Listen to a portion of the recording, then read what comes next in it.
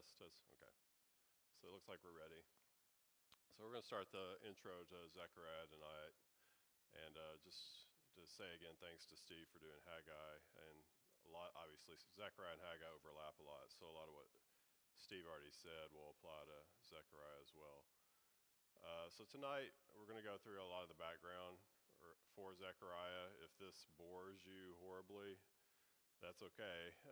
All you really, if you don't want to listen to any of it, then just take the end of Daniel and move forward about 15 to 20 years, and that's where we're at. Okay, so if you want to take a nap, you're probably still okay at that point.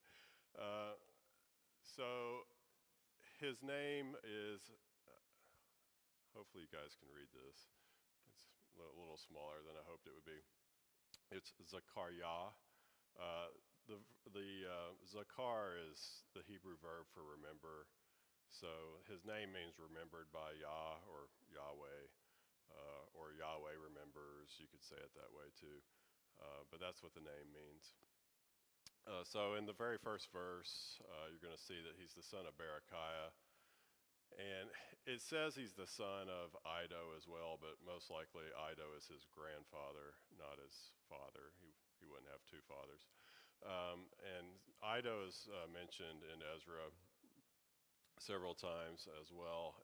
If it's the same Iddo who is also mentioned in Nehemiah 12, then Iddo is a priest and a Levite. And then that would in turn make Zechariah also a priest. Okay, so he would be one of the few prophets that is both a priest and a prophet both. And so that may be the case for him. It's assumed that he's actually pretty young when he starts prophesying. Every time that he and Haggai are mentioned together, Haggai is always listed first and Zechariah second. And the assumption is that Haggai is older than him because of that. And so a lot of people assume that Zechariah is fairly young in 520 when he starts to prophesy, maybe in his early 20s or something like that. So he may be a relatively young man when he begins being a prophet. Okay, so now we're going to kind of go through the historical background for the book. Now, so the book is going to take place mostly in the 500s BC. This is going to be a time in both Europe and Asia where there's a lot of change going on. It's probably one of the centuries with the greatest amount of change, at least from biblical times. And so in that time period, when you look across Asia and Europe, there's a lot of different things happening. So obviously in the Mesopotamia area, Babylon is the world power in the first 2/3 of the century, but then Persia is going to come in and defeat them and take over. And so the book of Zechariah is all going to be during the Persian period. And so that's kind of that part of the world. But over in China, you have Confucius and Lao Tse. In India, you have Buddha. In Persia, you have Zarathustra. And in the Greek area, you got the pre-Socratic philosophers. So you're having a lot of shift in sort of religious and theological and philosophical thought, both in Asia and in Europe. So you have all these different people that are kind of reshaping the way people think about things. And then obviously for Judah, you have the prophets Jeremiah, Ezekiel, Daniel, Haggai, and Zechariah that are prophesying to God's people during this century. Okay, Babylon, just to kind of, we're going to back up briefly and talk a little bit about Babylon, just to kind of set the stage for Persia. So the book is during the Persian period, but we just kind of want to recap briefly some of the Babylonian stuff that leads up to the book. So Babylon was from 626 to 539 BC, and we saw that a lot in the book of Daniel.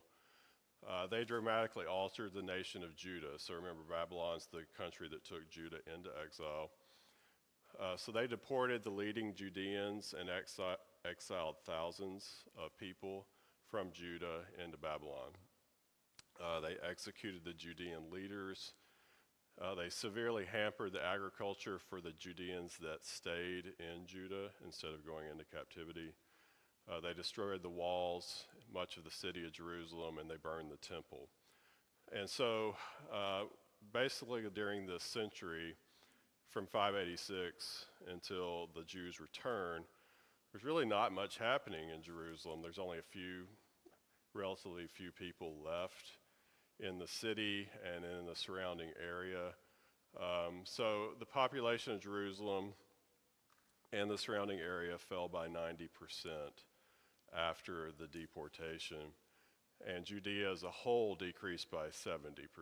So you can see that a lot of the people were either killed or taken into captivity. And it's estimated that the population of Jerusalem fell down to only about 3,000 people during this time. So I'm talking about the time from 586 till the people started to return.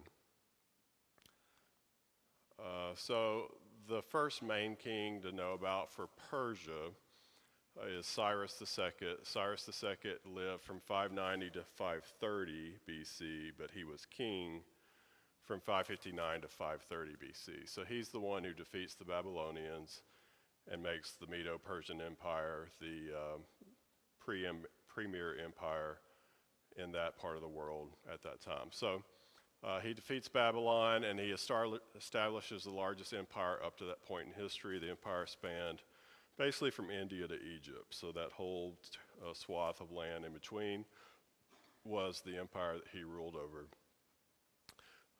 And so when you back up a little bit and ask, well, why were they able to defeat the Babylonians? What was happening in Babylon that led to that?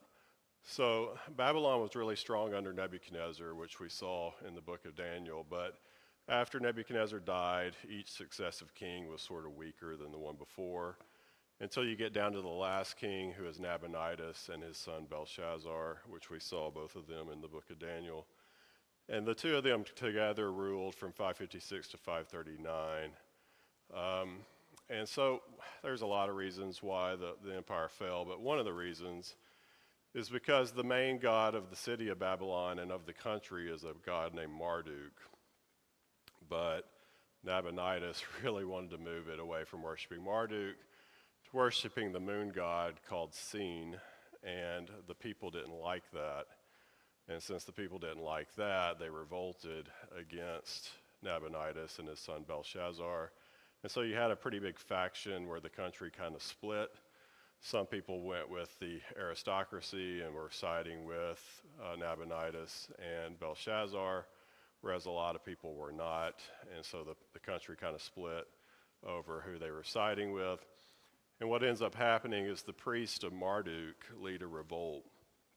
And they end up siding with the Persians and help the Persians enter the city when the Persians come in, take over the city, and execute Belshazzar at the very end. So we saw that in the book of Daniel where all this took place. So that's kind of part of what was the background behind all that. So I kind of mentioned all that to say Persia is not going to make these kind of same mistakes that Babylon did. All right, so Cyrus II, let's look at some of his policies. So, and how that plays into the books of Ezra, Nehemiah, Haggai, and Zechariah. So you kind of have to back up and look at what Assyria did and what Babylon did. So when Assyria, so if you remember, the order is Assyria and then Babylon and then Persia. So when Assyria would take over a country, their goal was to terrorize them, and what they would do, so they're the ones who took Israel over. If you remember, they take Israel, Babylon takes Judah. So if you back all the way up to Assyria taking over Israel, they take the people, and then they take them into exile, but they don't take them all into the same place. They scatter them around inside their empire so that they can't ever reunite with each other to form some kind of uprising against Assyria. So they do that intentionally to demoralize them, and then they move people, other slaves or whatever, from their empire into the area that they conquered. And so what happens with Israel, for instance, is they take them into captivity, they scatter them all around Assyria, and then they bring in pagan people from other places in Assyria and dump them into Israel. And so that's where you kind of eventually that kind of eventually over time, that's sort of where the Samaritans come from. But that's a little bit further down the road. But anyway, that's the general idea, and that's how they went about doing it. So it was very devastating for the people. Babylon wasn't quite as harsh when they did that. So Babylon came in, they took over Judah, but they took the people into captivity basically to one area. So most of them went to basically the capital city of Babylon, that area. That's where Daniel went. And so the people there could just set up homes and live peacefully and be part of the Babylonian Empire. And so they were treated better. They were under the captivity of the empire, but they were able to live peaceful lives inside the Babylonian Empire. And so, for instance, when the Persians are going to come in and let the Jews go back home, most of them are so comfortable living in Babylon and then Persia, they don't really want to go back home. And so Babylon's approach is different than Assyria's approach was, but it's still pretty harsh. They take them into captivity and so forth. But when you get down to Persia, Persia is going to go with a whole different take on this compared to what Assyria and Babylon did. And they're going to choose benevolence over terrorism. That's kind of the easiest way to look at it. So what they do, because most of the places they took over are former Babylonian places, so they let all these people go back home. And so they let them go back to their original homeland. They let them reestablish their religious practices. They let them reestablish their temples. They let them speak their own languages. So they essentially let them go back home and live the lives they used to live with a couple of conditions. They want them to be peaceful. They don't want a lot of trouble and chaos in the empire. And two, they have to recognize that Persia is the supreme ruler. So that Persia is in control. So they have to follow Persian law when it doesn't contradict their local laws or whatever. So in that way, they're much more kind to the people. And so in the case of the Judeans, they're going to allow the Judeans to go back to Judah instead of forcing them to stay in Babylon where they were previously. All right, why would they do that? Well, there's obviously a lot of benefits. One, they want the people to like them. But really the goal of it is not so much that. It's they want them to be economically prosperous to make money for the empire, and they don't have to go around and put down rebellions and all that stuff. And they want them to worship their gods and then in turn pray for the king and so forth through their various gods. They think that's somehow going to help them and so forth. And so a lot of it's more about maintaining peace and boosting the economy more than anything, more than being nice, really. And so that's sort of their primary motivation behind it. And so that's what you're seeing when you read Ezra, Nehemiah, Haggai, Zechariah, etc., is the Persian policies allowed all this to kind of happen. All right, so this is just some quotes just to sort of give you an idea of how the Persian kings operated. So Darius is going to be 2 kings later than Cyrus, but it's on the Behistun inscription, which you can find in Iran. Obviously, you're not going to go to Iran to see it, but it's on a cliff face in Iran, and on that cliff face it says, "Within these countries, the man who was loyal, him I rewarded well. Him who was evil, him I punished well." So the idea, as long as you're loyal to the Persian Empire, they'll let you kind of do what you want. But if you revolt, they're going to drop the hammer on you, and that's basically what they did. So for the Judeans, this meant they encouraged them to return home, reestablish their cities and their temple, and they even financially supported them to do so. So they actually paid the money or helped financially pay the money for the people to go back home, the money for them to rebuild the temple and so forth. And so they did kick in a lot of financial assets to help all this take place. They also allowed a Davidic heir, Zerubbabel, to be the governor, so they really weren't that concerned about one of David's descendants being the governor. They didn't really fear that he's going to lead some uprising and try to become king or something like that. So they didn't, prevent that from happening either. All right, so Cyrus II, on the Cyrus cylinder, he says the following, and Steve mentioned the Cyrus cylinder a couple weeks ago. I think it's in the British Museum, I think, if you want to ever go to London and see it. So it says, I returned to these sacred cities on the other side of the Tigris, the sanctuaries of which have been in ruins for a long time. The images which used to live therein and established them for permanent sanctuaries, I also gathered all their former inhabitants and returned to them their habitations. So sounds like a great guy, at least on that quote. And so there, if you read Ezra as well as 2 Chronicles, there are some similar decrees from Cyrus recorded in those passages as well. All right, so what would motivate them for this, quote, kindness that Persia is showing to these various people? It created loyalty from the people. It created economic prosperity. And for Judah specifically, there's some other reasons they're wanting to do this. So Judah is on a major trade route. So for the Persians to trade with the Arabians as well as the Mediterranean, Judah kind of lies on those trade routes. And so it was really important to keep them happy. You don't want that part of the empire revolting and a bunch of chaos happening, and then that disrupts the trade routes, which then in turn disrupts the economy. And so you don't want that to happen. So as a result, Persia wants them to be happy, so it will help benefit the empire. And that's really a lot of what's going on here.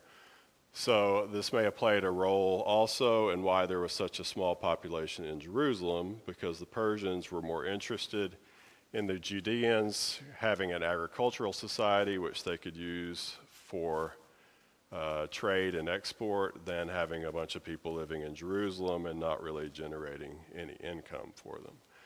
And so that may play a little bit of the role that you see in the books of Ezra and Nehemiah, and why maybe part of the reason why the temple and the walls weren't built as quickly as they should have been, and why Haggai and Zechariah have to kind of strongly nudge the people to get on with it. So though allowed to return to Judea, the trip back was not particularly appealing to all of the Jews living in the former nation of Babylon.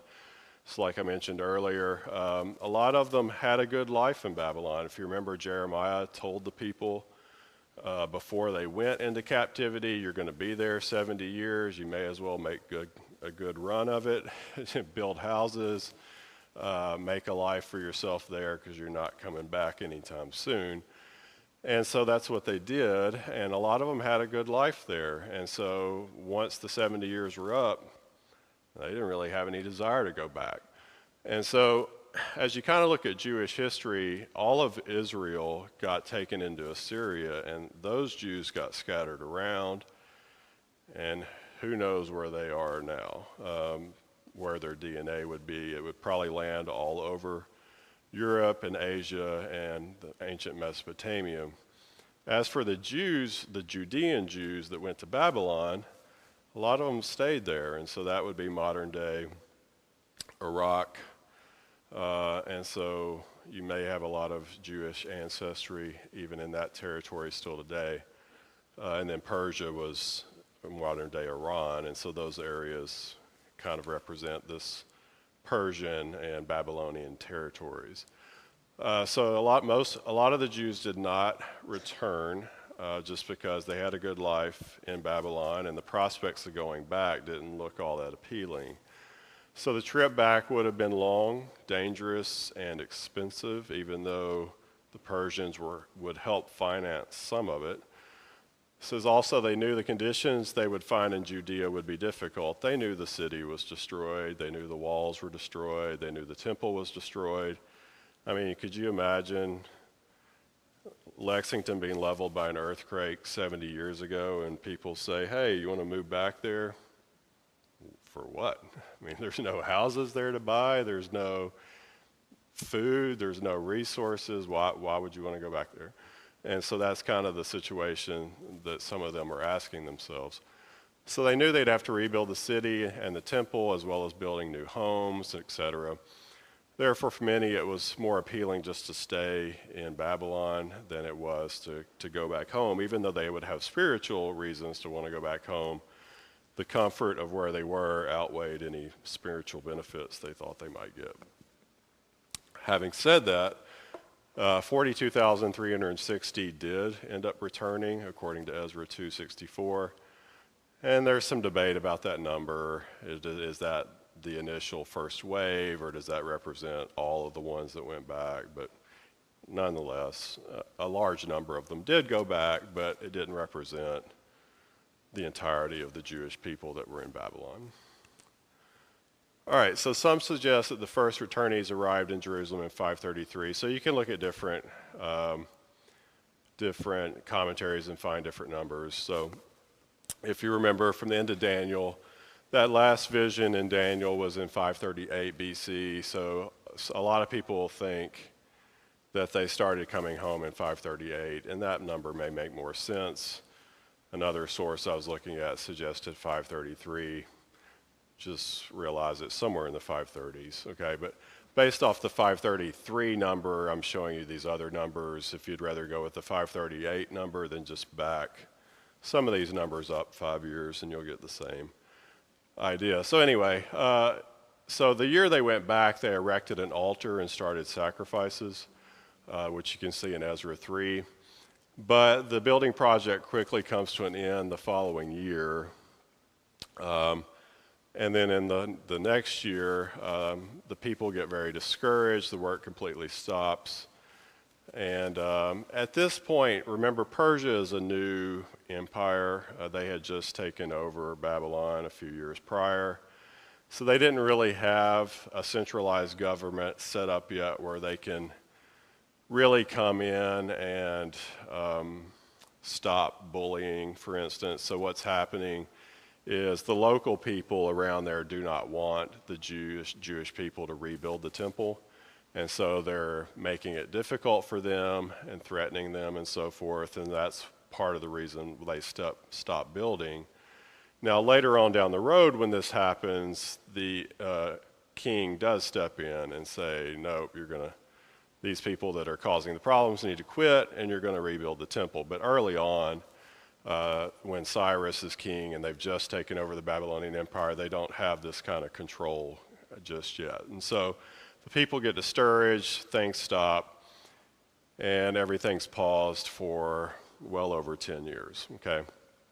But the work is going to resume in September of 520, and then the temple is going to be finished on March 12th of 515, okay? So it's going to take 20 plus years to get all this finished. And so that 520 year, which we'll see in a minute, that's where Haggai and Zechariah step in and start nudging the people pretty strongly to start doing something again. All right, let's briefly talk about the Persian kings that are relevant to the book of Zechariah. We've already talked a little bit about Cyrus II, so we won't talk about him anymore. He's going to die in 530 in battle, and so his son Cambyses is going to take over, and he's going to be king for about 8 years. Prior to his father dying, he did rule as co-regent with his father, so it wasn't like he wasn't familiar with being king. So when Cyrus II died and Cambyses took over, it was a pretty smooth transition because Cambyses was already playing the role anyway. But what's going to happen is in 522 BC, he's going to win a victory down in Egypt, and then he's going to return towards home to find out there's a revolt on the other side of the empire out east. And what's going to happen is there's a guy out there in the eastern part of the empire that's going to say he is Cambyses' younger brother. Now, the reality is Cambyses killed his younger brother secretly sometime previously, so he knew this guy was a liar and a fake. But a lot of the people rallied around this guy thinking he was the younger brother of Cambyses and another son of Cyrus. And so some of them were following him as king. And I'm not really sure the reasons. I'm not sure anybody knows the reasons, but Cambyses ends up dying that year either by suicide or he died in some kind of accident. And so he dies. This other liar guy doesn't become king, though. Instead, one of Cambyses' generals becomes king. So Cambyses apparently did not have a male heir to become king after him. And so Darius the First is not the son or not the grandson of Cyrus, nor is he the son of Cambyses. Okay, he is a general in Cambyses' army. So when we see Darius in the book, realize he is not a genetic heir of the kingly line. He is a general that became king because there was no heir to take over. So he was 28 when he became king.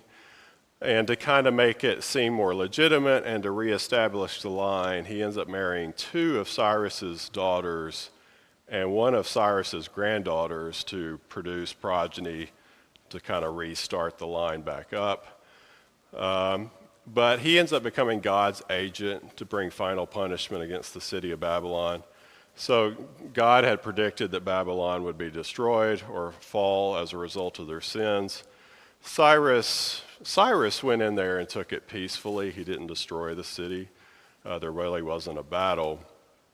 But once you get down to this point, when Darius is the king, there's some revolts and stuff happening in Babylon, and he just gets fed up with it, and he goes in and hammers them pretty good. And so he ends up fulfilling God's prophecy against Babylon. He ends up being one of the ones who really combines the idea of military power with being very nice to the people to kind of keep control in the empire. And what he ends up doing is he breaks up the empire into 20, they're called satrapies, but if you want to think about it like states, he breaks it up into 20 states with 20 governors, and so that becomes kind of how it's ruled. So during his time, Judah becomes a very pivotal location. The state, if you want to call it that Judah falls in, becomes very important. And so from this area, meaning the area of Judah, is an area where Persia can launch attacks both against Egypt and against the Greeks. So since it's very close to the coast there, and it's on the trade routes, it's a good place to strategically launch attacks against both Egypt and Europe, essentially. It's kind of like us strategically having military bases in Japan or Germany, that kind of thing. It's the same kind of concept here. So Judah becomes a very important strategic location for the Persian Empire. Now, ultimately, Darius is going to die in battle to the Greeks at the Battle of Marathon in 486. And his son, Xerxes I, or sometimes, depending on your Bible translation, he's called Ahasuerus, same dude. He ends up becoming king. But he is not relevant for this book. So these are really the three kings that you kind of need to know a little bit about for the book of Zechariah. All right, so during the Persian period, Judah is part of the, if you want to call it a state known as you can call it Abar or Avar. Avar Nahara is the Aramaic. It means beyond the river. So in other words, a state on the other side of the river. If you think about our country, you know, for us, you can think about the states on the other side of the Mississippi River. It's the same idea. So they refer to it as that state over there on the other side of the river. So this included provinces like Ashdod, Dor, Galilee, Samaria, Ammon, Gilead, places like that. Later on, that state is going to shift. I don't remember if they redistricted or what, but it's going to become the Syria-Palestine area, and also Cyprus, it may be in it. So the size of Judah during the Persian period is basically the size of Rhode Island. Okay, so it's not very big. It's 34 miles from north to south and 40 miles from east to west. So not a big country, or it's not even a country, not a big territory at that time.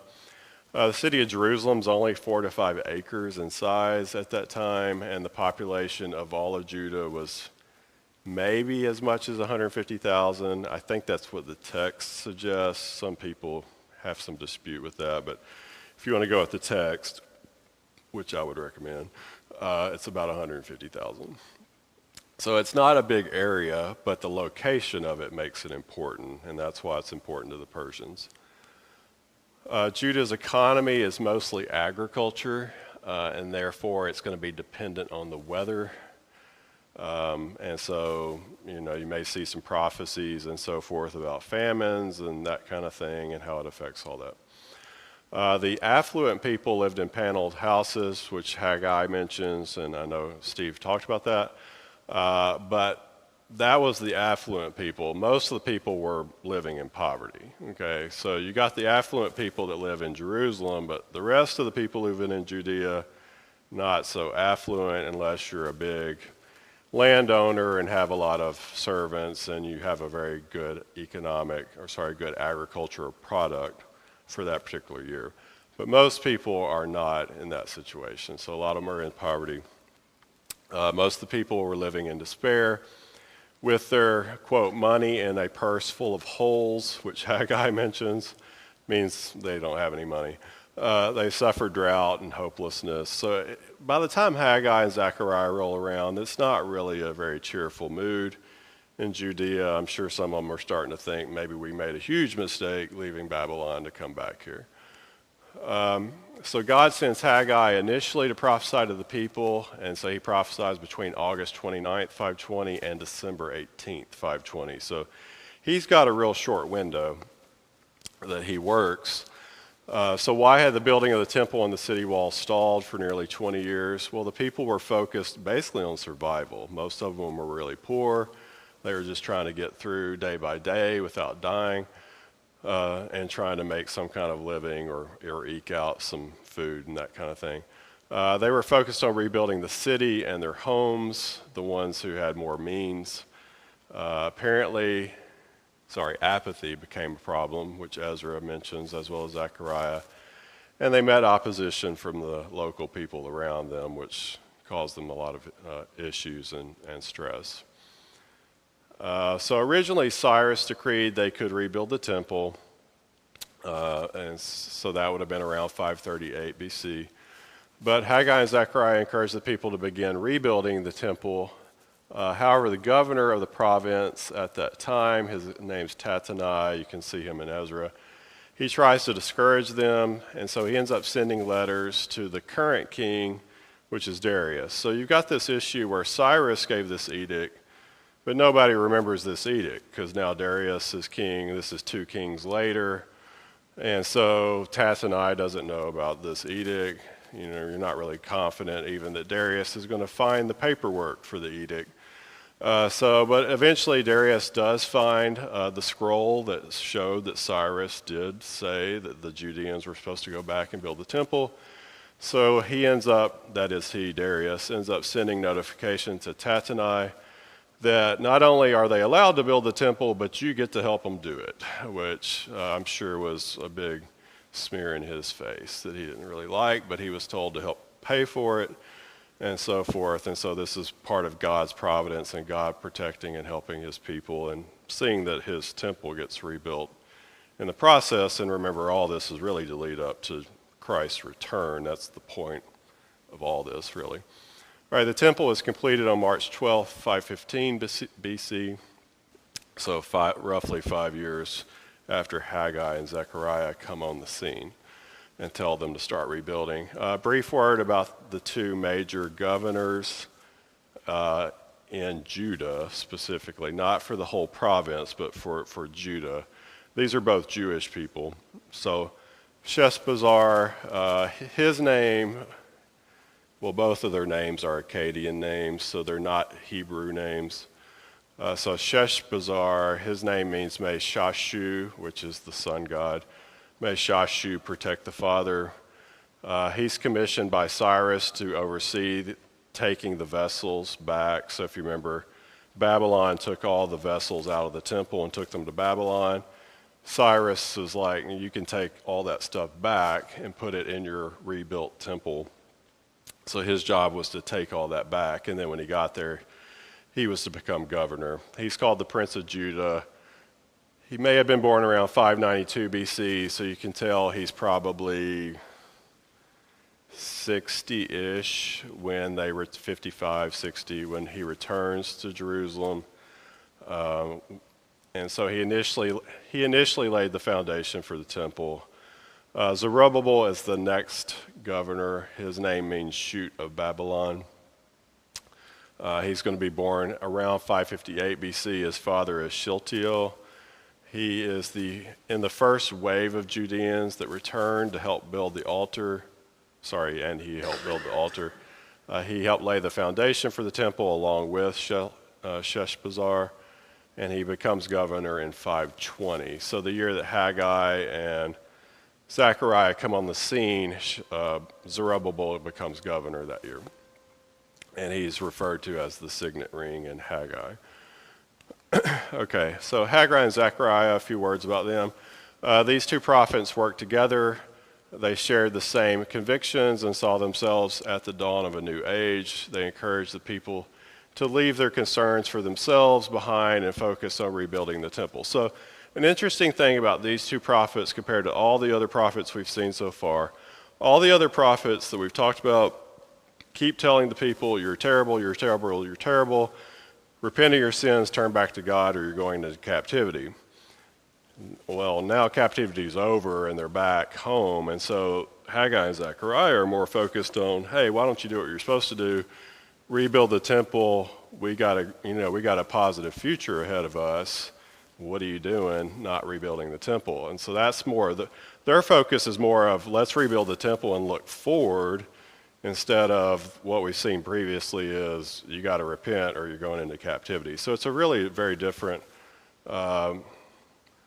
outlook on what's happening for the people.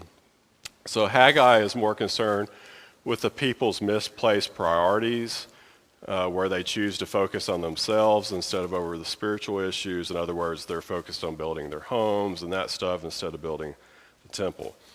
He stressed the need to rebuild the temple as a precondition for God to return. Zechariah, on the other hand, he focuses on the temple's meaning and its symbolism. So Haggai is more straightforward and literal. Zechariah is a little bit more metaphorical, that kind of thing, and he uses more symbolism. He says it is God's return that will make the reconstruction of the temple possible. All right, so Haggai's prophecies, like we already mentioned, are in August through December of 520. Zechariah, chapters 1 through 8 of Zechariah occur in the fall of 520, so they're going to overlap with Haggai, and then they're going to go for about 2 years into the fall of 518 BC. So that's the first 8 chapters.